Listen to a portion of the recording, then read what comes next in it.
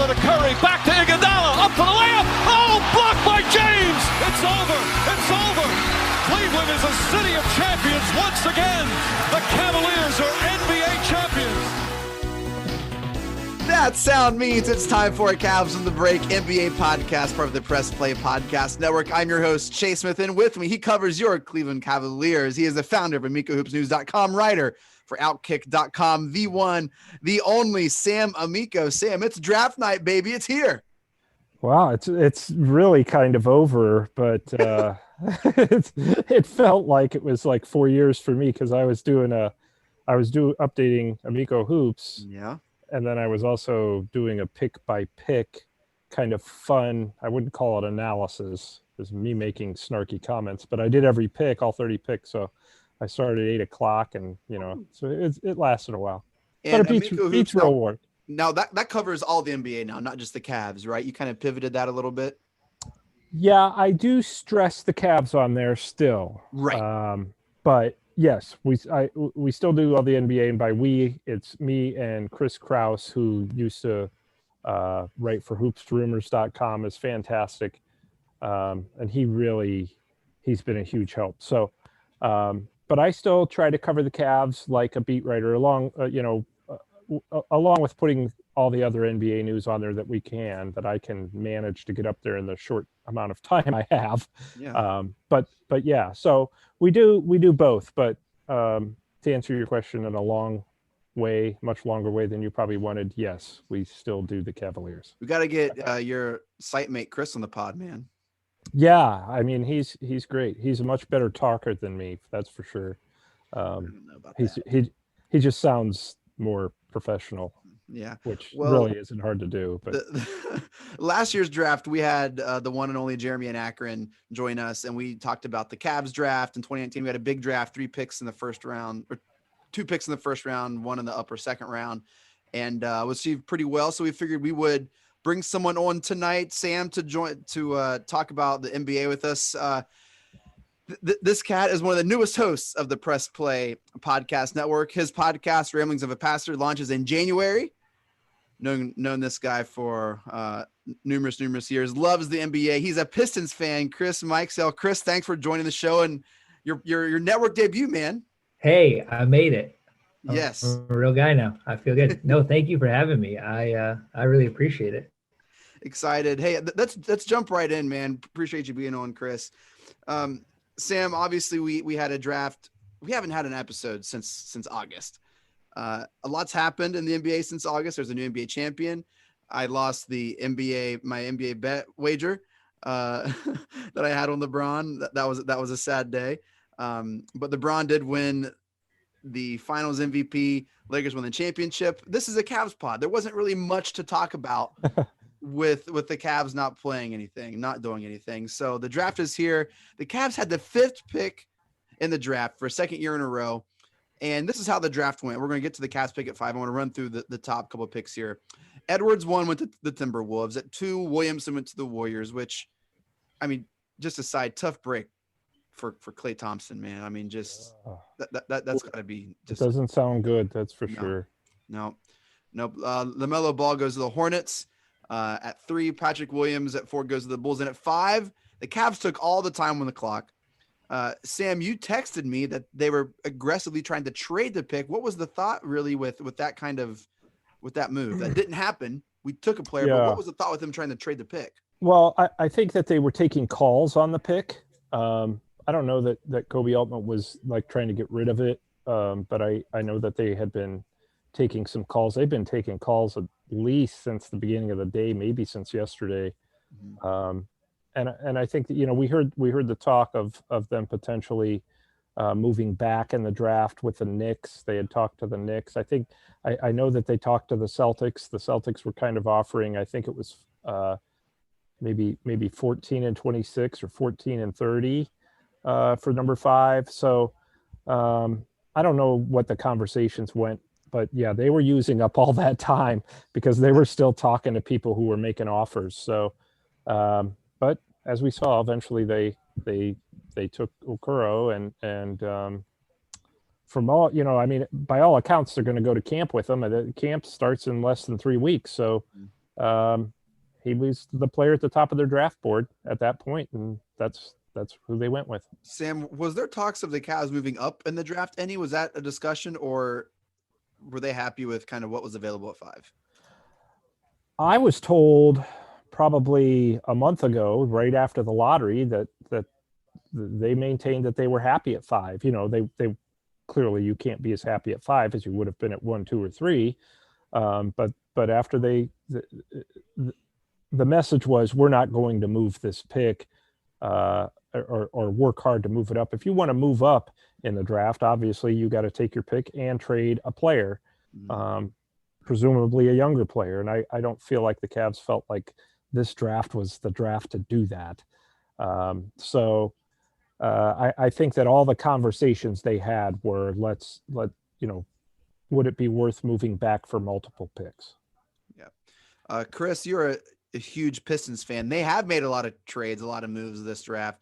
What does that make you feel when your team is trading picks and pretty active and just moving all over the place? Well, it's pretty whirlwind, especially compared to other drafts where we've just seemed to kind of take our trade or take our pick and kind of move on. This has been pretty cool to see all the moving and shaking. And it started a little bit, 2 days ago when the Pistons traded Bruce Brown. And I follow a lot of people on Pistons Twitter, and they were like flipping out thinking we traded LeBron James, because the Pistons have not had a lot of people to be excited about.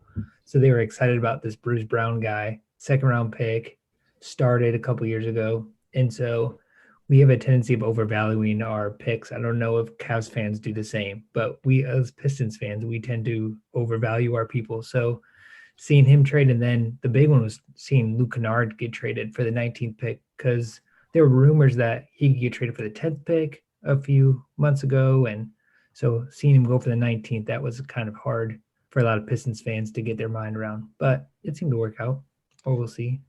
Yeah. I don't know if the Cavs fans like overvalue their picks. I know every fantasy over and every team and every league overvalues every one of their picks and players. I don't know if the Cavs, I don't know. Sam, would you say the Cavs fans typically overvalue and overhype their picks? No, I think they go the opposite way. Yeah, it's a pretty rough crowd. Always the worst pick they ever could have made. Yeah. Yeah, and to take off what Chris was saying, the Pistons to me had a draft this year like the Cavs did last year. Yeah. Whereas they were the kind of like the talk of the first round. And it's very true. The Pistons, usually it's like, oh, the Pistons are picking, they're going to take their pick and move on. So it's been a they really made all the noise this year. They made up for it. But Kennard had a real good year last year. I thought, at least at the beginning of the season, and former Mr. Basketball in Ohio. It'd be interesting to see him with the Clippers and how he fits in there. So, but I got to tell you, the Pistons are moving and shaking. Yeah, I think it was interesting because you saw Weaver trade 2 guys who are going to be eligible for extensions. And so seeing Kennard, injury history, all that stuff, like, do you want to pay a guy with bad knees 14 to 17 million, which for the Pistons, he definitely would have got. I think he's probably going to look at whatever Joe Harris gets this year, and that's what's good. He's going to want. And so it seems like it's going to be in that range. And for the Pistons, that just doesn't make sense. So seeing them trade back and getting some young guys, and it seems like they went for role players this year, where next year seems to be a lot of stars potentially in the 2021 draft from what I've heard. So that was interesting. It does feel like the Cavs are maybe a year ahead of the Pistons in whatever phase they're in, which is funny because we have Drummond and he's signed with us again. So there's like this weird connection there between Detroit and Cleveland, and it just kind of continues. Well, no one's listening to this podcast caring anything about so let's talk about the Cavs. I have a question for Sam.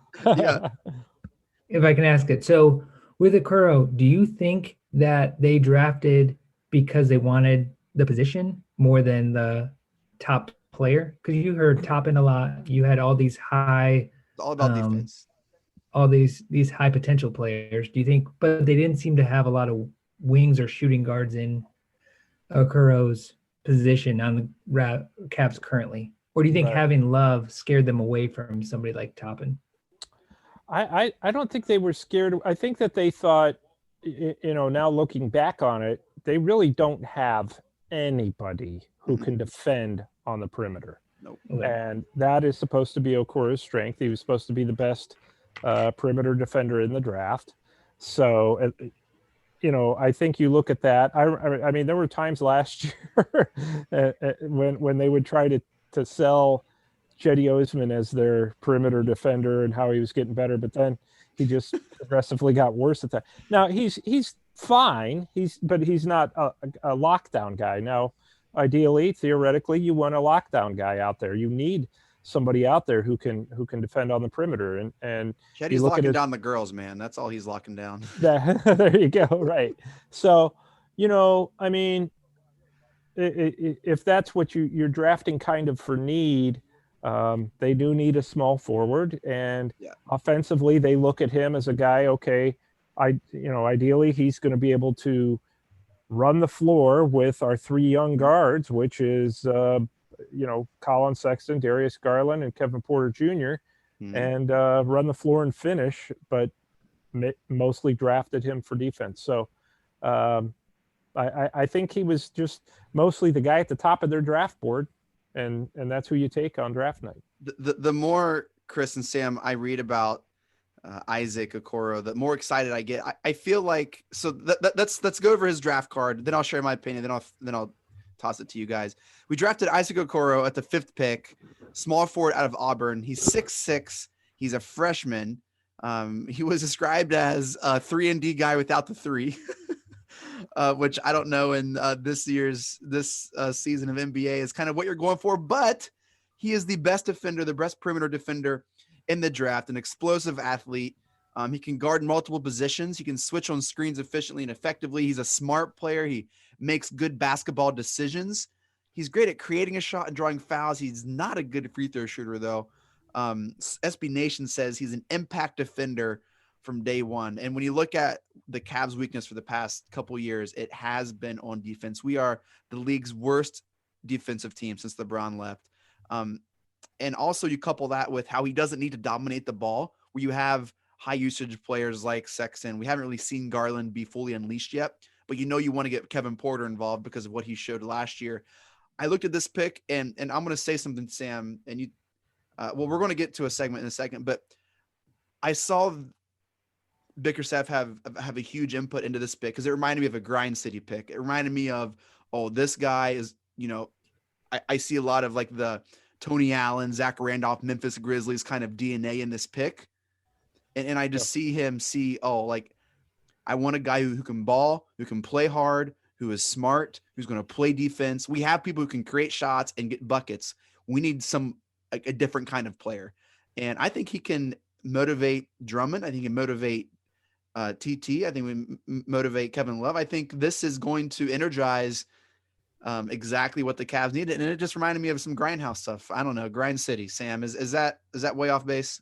No, that's a good analogy. I think that if he can turn out to be a more athletic version of a Tony Allen, who's kind of been a forgotten NBA player, that's certainly a nice pick for them. But yeah, that the good news is, and you just read the comments about him being an immediate impact defensively and making that impact defensively.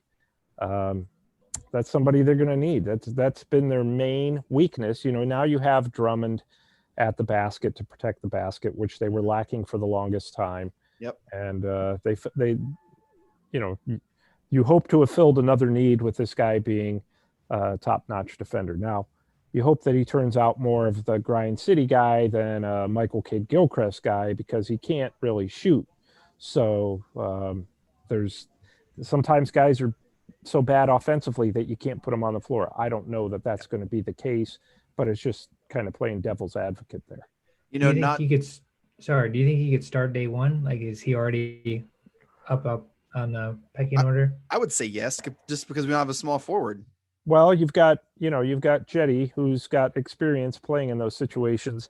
You also have to remember Dylan Windler is coming in, who I saw play a couple times as an outstanding athlete and a really good shooter, and I think a solid enough defender. So do you think having Windler this season didn't it kind of eliminated the need of getting an outside shot. Because, I mean, you're not making this pick thinking, oh, he's going to help space the floor. You're making this pick because what he brings on the defensive end and what he does in transition, and the flexibility he gives on defense. We didn't see Windler at all last year. That's almost like another pick this year, if you want to think about it that way, like another asset. Right. Well, that's it. He's a rookie. That's your other first round pick is Windler this year. Mm-hmm. I did go down to Canton for the Canton Charge game and saw him play one game down there and talked to him a little bit after. He only played one game down there, hadn't played any NBA games. He looked like Larry Bird down there. Mm-hmm. He was just lighting guys up in like 5 minutes. But going back to your point, Chase, yeah, I think that you look at, okay, you're going to assume Garland's going to, take the next step this year, and he's a perimeter guy. You're going to assume Windler's going to come in and knock it down, and he's a perimeter guy. And you're going to assume that Jetty is going to be able to continue to, develop outside shots. I don't think Kevin Love's going anywhere despite all the rumors. Mm-hmm. You do have guys who are going to be able to knock it down, presumably. And then you throw in a guy who's more of a slasher and a defensive player. Hopefully he'll fit. It's interesting you bring up Michael Kidd-Gilchrist. That was one of the comps in my brain that I had, like worst case scenario, he is him. I want to throw another one out there. Now listen, not to get too hyperbolic, okay, because one of the major differences is wingspan. The guy I'm going to mention has about a half a foot larger wingspan, but kind of similar card out of college. Kawhi Leonard. Kawhi's 6'7", Okoro's 6'6". One of the knocks against Kawhi was, hey, he's not a consistent shooter, but a lot of the similar kind of things you're hearing about Okoro, you heard about Kawhi coming out of college. Athletic, good in transition, perimeter D guy, smart basketball. I don't know. I'm just saying, like, that could be a really, like, if you're thinking about like what would be his ceiling, obviously just a fraction of like Kawhi would be awesome, but I don't think that's too far fetched.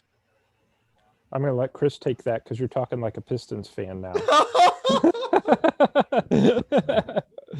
That's funny. No, I could see the comp for sure. With Leonard, I think that'd be the best case scenario, right? To see it, but it'd be the absolute best case scenario. Yeah. Dude, I'm talking like a Cleveland fan, Sam. Come on, no, man. I get was the that. Browns fan and me coming out there. I feel that. You're gonna dig for any comp you can, man. Let's go. But, hey, honestly, Kawhi Leonard went 15th, right? Was it 15th in the draft when he was selected? So it's a very, and Chris Grant, the former Cavs GM, told me this, and boy, was he evidence of what he said, is that the draft is just a very inexact science. You're basing it all. It's not, I think he said, it's not like you're going out and buying a vacuum cleaner when you know which kind you're going to get. It's a human being, and there are a lot of different elements to us. So it does sound, though, that I think for a different reason, like Kawhi Leonard didn't have a lot of expectations because Tim Duncan was on the team and Ginobili and Parker and all that stuff. But it does seem like Okoro's stepped into a position where he could slowly develop his offense because you have Sexton and Garland and Love. You're not expecting him to come in and do anything offensively. So he could have that while the team's not projected the same way as like the Spurs were. You do have this guy who can slowly develop his offensive game because that's not expected from him off the bat, because you have other people that are willing to shoot and willing to score.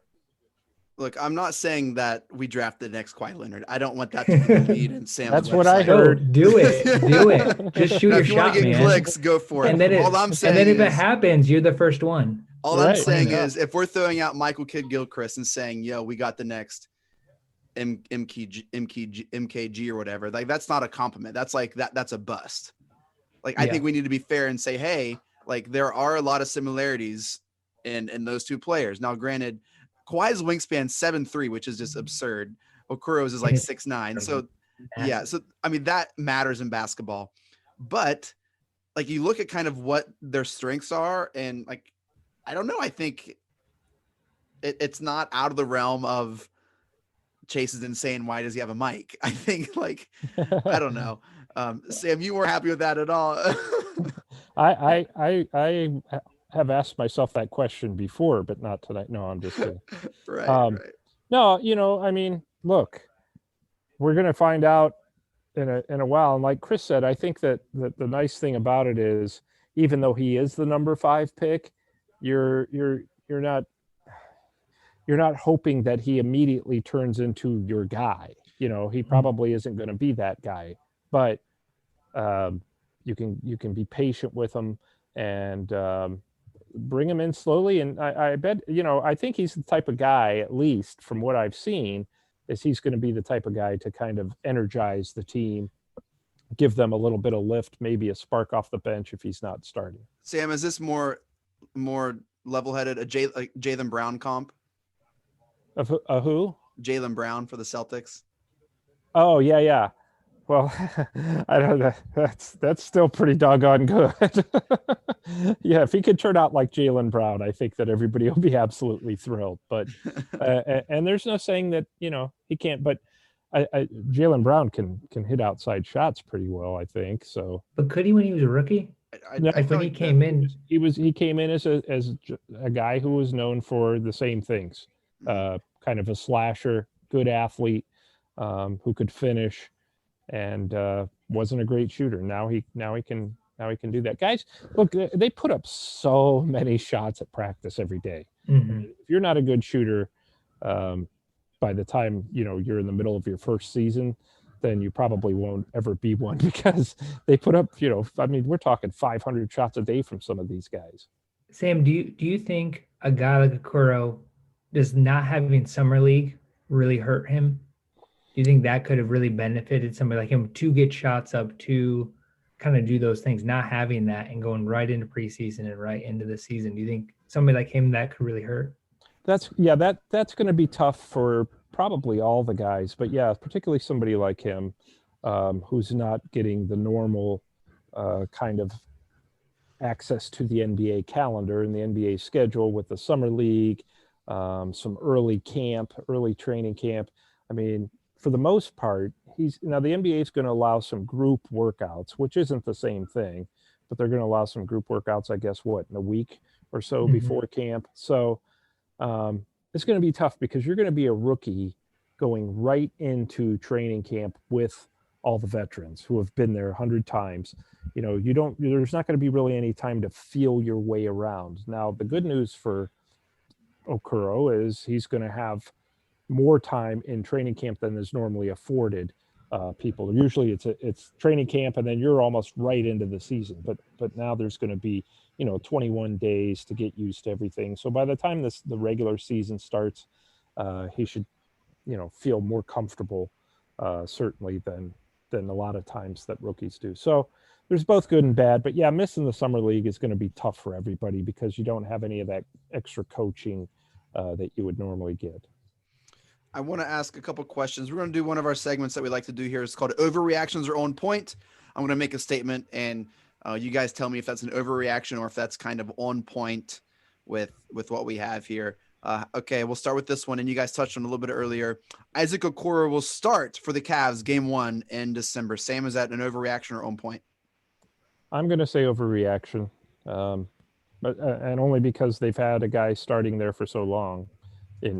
Not so long, but since LeBron left, basically, Jetty has been starting. So it's going to take a little bit to take away his starting spot, I think. Okay, Chris, from the outside, you feel like he will be slotted in, or do you think the Chetty's going to hold off?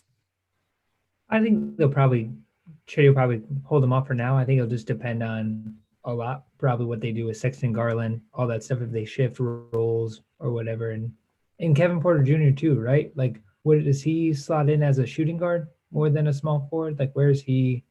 More of a shooting guard, but they also use him at small forward, and then you got Windler too, who plays both of those spots. So yeah, be interesting. I think. Yeah, I mean, this is small ball NBA today, so who knows? They all 5 could be on the floor at the same time anymore. Yeah, it probably depends on how advanced Okoro is defensively. If he comes in just blows everybody out defensively and they get sick of getting scored on, that might be his ticket in quickly.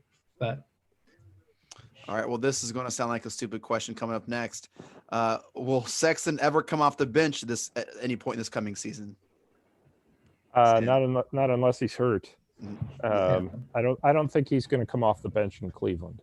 I don't think that's what the Cavs are looking at him as. Maybe at some point in his career, should he be traded or end up with another team, then maybe he's kind of that Lou Williams role. But that's not what the Cavs have planned for him. As far as everything I can tell is they want him to continue to be the guy that he is. So who's the odd man out with that young core? You do have a pretty fascinating young core in Sexton, Garland, Kevin Porter Jr., and now Okoro. Who's the odd one out there? If I had to make a pick, and this isn't, again, it's a gut feeling, I would say Garland. I that would just be my guess. He's got a ways to go. Even though he started last year, it was more of a throw him to the wolves kind of move. And I don't know that they know that Garland and Sexton will work together. And if Garland has a better year this year, and he's still not a fit with Sexton, you can always move him. You can move him for somebody who's a better fit, maybe even a big guy of some sort. So, it's an experiment with Garland. So I would say he would be the odd man out, at least in my mind. Do you think they were trying? Have you heard at all if teams were trying to poach him during the draft at all? Like trying to buy low on him? I hadn't heard anything about either Sexton or Garland in terms of trades. I think most people realize that the Cavs are kind of committed to them, at least for now. And nobody's going to give you what the Cavs suspect is going to be their value either this year or next year. So didn't hear much about that, but it wouldn't be surprising if, because most teams who are calling you for trades are looking for your veterans, because these are the Lakers, the Clippers, the Celtics, the Heat, these teams that are ready to win right now are trying to get your veterans, because really in the playoffs, that's what gets it done is veterans. It's very rarely younger players. The Cavs did get some calls, but it was mostly on Love and some of those. I would say Love would be the guy they took the most calls about. It's a perfect segue to the next question on the greatest segment ever, overreactions and on points. And I'll let you decide if that's an overreaction or if that's on point. The Cavs will make one big trade this year. Sam, overreaction or on point? On point. I'm going to go with on point there. I don't know that they'll trade Kevin Love, but we look at Kobe Altman's history. I mean, 2018 when LeBron was still there, he blew up the roster at the trade deadline. If you remember that, I think he traded 6 guys. Yeah, with Isaiah Thomas and Derrick Rose and Dwayne Wade. All those guys were on the team, and he traded them all. Yeah. And then last year at the trade deadline, nobody saw the Andre Drummond trade coming. Chris, did you? No. Well, I think they wanted him traded, but you should have seen Pistons Twitter. They thought that you just cut their hearts out. Like they were so offended that they got a terrible second round pick, and everybody, the people that really knew, were like, the Pistons didn't want him to opt into his trade exception. Right. And this is why, if I can segue to the Pistons for a second, so the Pistons traded for Trevor Ariza and the 16th pick. That doesn't happen if Drummond opts into his deal. And so this is exactly why they traded him for just a terrible second round pick, because they wanted the flexibility around the draft to take on somebody's bad contract to take a first round pick. But no one saw that coming. Not for a terrible second round pick. It was hilarious. The Cavs do seem to have a lot of random pieces, a lot of bigs, a lot of just pieces. And I would agree, Sam, that there's got to be some concoction of a trade somewhere, 3-teamer or whatever, especially you have Daryl Morey now in the East, just a whole new avenue of phone calls and conversations that they've never had before. I just think like something is going to work somehow. I feel like Kevin Love is destined for a Daryl Morey offense. Well, isn't Larry Nance the guy? Like if there's going to be a trade, he seems to be isn't he under a decent contract? Yes. Still young. And all of a sudden his name is being thrown around a lot. I don't think by the Cavs, but by teams with interest. Like We've heard earlier this summer that Boston really loves him. And you're right. He's the guy with a good contract. He's younger, and And whenever he got minutes, I had him on a fantasy team. So whenever he got minutes, I really enjoyed because he produced pretty well. He right? does. He'll put up numbers when he's out there. He's developed an outside shot, which I don't want to say he wasn't very good at that before, but now it's much more reliable. He's extended his range. He's worked hard at that, and he's the guy I think a lot of people will be coming after. And the Celtics still didn't draft a big, really, in the draft. Really, they didn't really address that, right? And so he still could be a target for him. Yes, I have no doubt he will be for them. And I saw him linked to a couple other teams, maybe Miami or somebody. But it'll be interesting to see. To answer your question, Chase, I say yes. They're going to make some kind of big deal before the end of the season. I agree as well. All right, two more. Sam, the Cavs will make the playoffs and beat the Pistons in a division. Overreactions are on point. So you're asking me if I think both the Cavs and the Pistons will be in the playoffs. That's what you're saying. Well, you know what they have No, because I'll save my Pistons remark for my next question. Okay, I don't think the Cavs will. Well, I don't know because they have the play-in game, right? Mm-hmm. So both conferences 7 through 10. So basically, you're asking me if I can count the play-in game. I think the Cavs have a shot at 10 in the Eastern Conference. Mm-hmm. Now, again, how they're constructed December 1st may be quite a bit different than, March or April. So, but I'm just for the sake of the question, I'll say yes, they will get that 10th spot. Yeah, that's what I'm talking about, baby. Oh, we're number 10. The Pistons punted when they traded Kennard. They're not going for the 10th spot. So maybe, but more than likely they're trying to get a high pick next year. That leads me to our final question, Chris. That's true. The Pistons will be in the lottery again. Overreaction or on point? Oh, 100% on point. They're going to try to give Griffin as much of the ball as possible so they can trade him at the deadline when there's only a year and a half left on that huge contract. I think that's the left dream. On his knees. Yeah. Or they'll just play him every other game. It's one of the two. Like they're either going to play him like every other game or they're going to try to trade him. But right now he has no value, but we'll see. Yeah. Well, Jay, you forgot the most important question of the day, probably. What's that? Tristan Thompson, will he be back with the Cavaliers? Ooh, I'm assuming he is. Has that not been final? I'm assuming he's not. Oh. I just think there's too much that's going to pull him away, especially with Drummond back. He'd be coming off the bench. He's an unrestricted free agent. I just think somebody's going to pay him more than the Cavs are going to be willing to pay him, and I think he's going to take less to go to the Lakers or the Clippers, but probably the Lakers. Yeah. I've heard the Lakers have to decide between Dwight Howard and Tristan Thompson. Ooh. And I think that's a no-brainer. You take Tristan at this point in the career. Well, he's so much younger. I think we forget how young he is. He's still like mid-20s, right?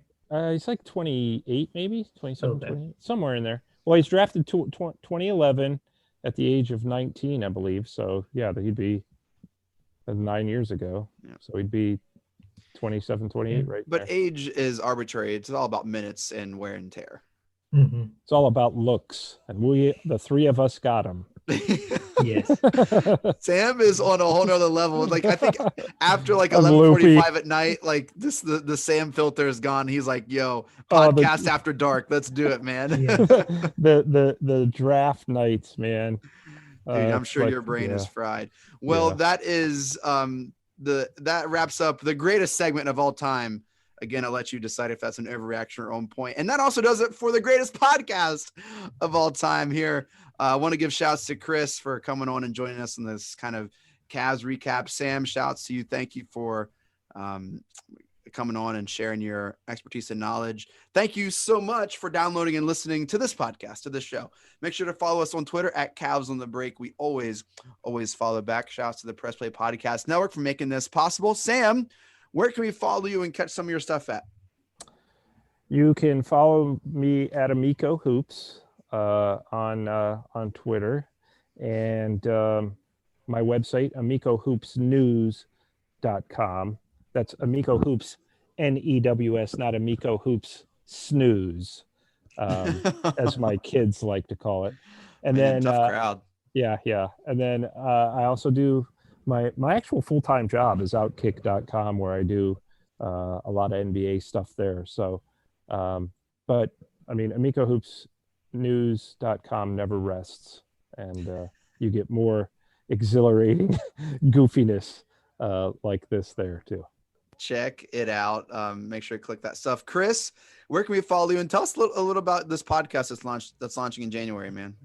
Yeah, so we're doing this Rambling with a Pastor podcast. I've had this vision for a while. Chase and I have been talking for a long time about launching this on the network, but it's a chance where we can kind of talk about things in the world, in our culture, and from a little bit of a faith perspective. As a young pastor, kind of young now, I'm 33, still feel young, but as a young pastor trying to figure out how where faith fits with everything going on in our culture, and especially now with the pandemic and coming out of it. So we're going to just kind of talk about that, what that means, what Jesus talks about with it, how we should act as believers if we are one. And really the theme coming into this kind of first season is the comeback. Like, how do we come back in 2021 with this world as a new normal? So we're going to talk to some people and have some thoughts about it and see where it lands.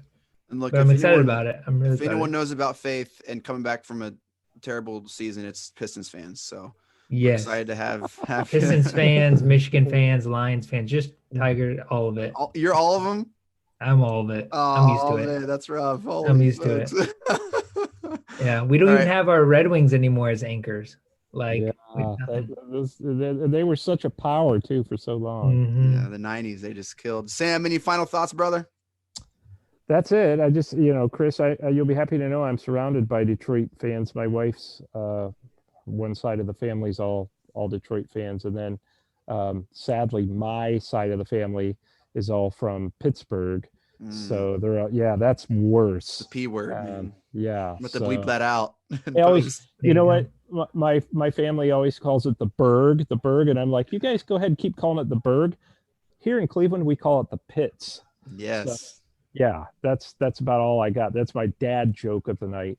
Perfect. But other than that, no, I mean, hey, NBA basketball is really, it's back, and it's good for everybody. I think it's back. It's going to dominate the news because you got free agency, you got trades, and then all of a sudden the season's going to start in a month, and it's not going to stop. And Sam, we're here for it. Sam wants to get to 100 episodes by the end of the season. Good so luck. We'll be coming at you every other day, maybe twice a day. So hope you guys are ready. All right. That's my goal. Hey, Chris, since it's your first time on the network, man, how about you take us out, brother? Yes, Mike Breen, take us out. Congratulations, Cleveland. Your decades-long wait is finally over. The Cavaliers are NBA champions.